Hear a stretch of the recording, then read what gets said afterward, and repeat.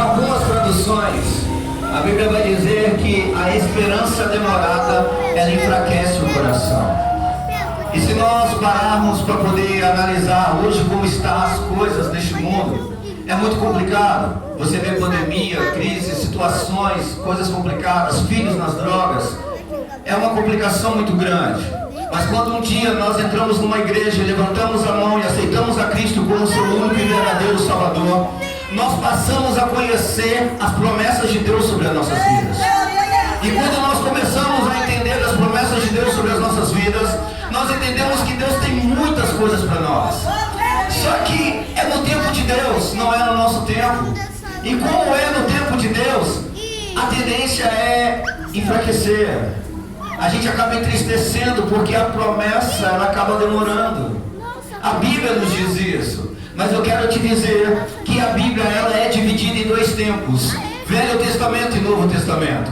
No Velho Testamento, Deus Pai disse assim: eu não sou homem para mentir e nem filho do homem para se arrepender. E no Novo Testamento, Jesus pegou essa palavra e endureceu essa palavra dizendo: passe o céu, passe a terra, mas as minhas palavras não vão te passar jamais.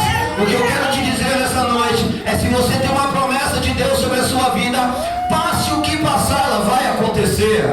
E para que você entenda melhor isso, certa vez Jesus estava mostrando de seu amor para João, aquele discípulo a qual ele amou, e os outros discípulos ficaram meio que enciumados. E aí eles perguntaram: mestre, por que o Senhor dá tanta atenção assim a João? Aí Jesus virou para eles e disse: que te importas que ele viva para me ver voltar no meu corpo e na minha glória? Naquele dia a morte recebeu uma ordem: em João você não toca. Eles tentavam até matar João. João estava no alto dos seus 90 anos de idade, evangelizando na cidade de Éfeso. O imperador da época, Domiciano, mandou chamar João à sua presença e disse: negue Jesus. E ele disse: como eu posso negar aquele que nunca me negou? Mas ele disse: se você não negar Jesus, a sua morte se dará aqui. E segundo historiadores, o imperador mandou criar um método de tortura e colocar um tacho de azeite fervendo e disse para João: a sua morte se dará ali dentro. E ele disse assim: se eu tivesse força, eu correria e me jogaria lá dentro, mas como eu não tenho, peça aos seus soldados que me joguem ali dentro. E quando pegaram João e jogaram ali dentro, fizeram como pegaram uma carne e jogar dentro de uma frigideira. Subiu aquela fumaça, aquela cortina de fumaça, só que não teve grito, não teve nada. E o imperador ficou olhando aquela fumaça cessar, e quando a fumaça cessou, João estava dentro daquele azeite fervendo, tomando um banho de azeite. Aí ele grita dizendo assim: como esse azeite não te queima? E João vira para ele e diz assim: é que o azeite que está dentro de mim é mais quente do que o que está pelo lado de fora. Aleluia! Mas pegaram João e levaram ele para a ilha de Patmos.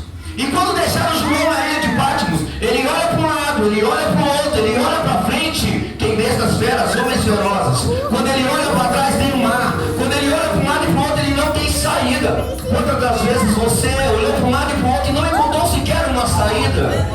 Só que nesse dia João ele nos dá um grande ensinamento.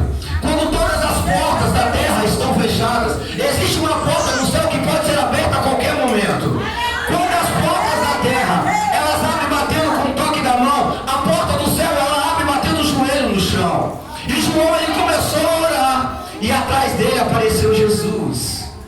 Só que ele não olhou e disse assim: eu vi Jesus. Ele disse assim: os seus cabelos eram brancos como a lã branca, o seu corpo era vestido de um linho branco, sobre o seu peito tinha um cinturão de ouro, os seus pés eram reluzentes como um metal que acabara de saída da fornalha, os seus olhos eram como chama de fogo, e da sua boca saiu uma espada afiada como de 2 gumes. Aquilo era João dizendo, aquilo era Jesus dizendo: eu, quando prometo, eu cumpro. A promessa que estava sobre a vida de João era o quê? Quem te importas que ele viva para me ver voltar no meu corpo glorificado?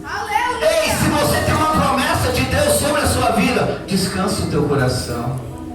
Se você tem uma promessa de Deus sobre a sua vida, a palavra que eu deixo para você nessa noite é: passe o céu, passe a terra, mas as palavras de Deus não vão te passar jamais. eu agradeço.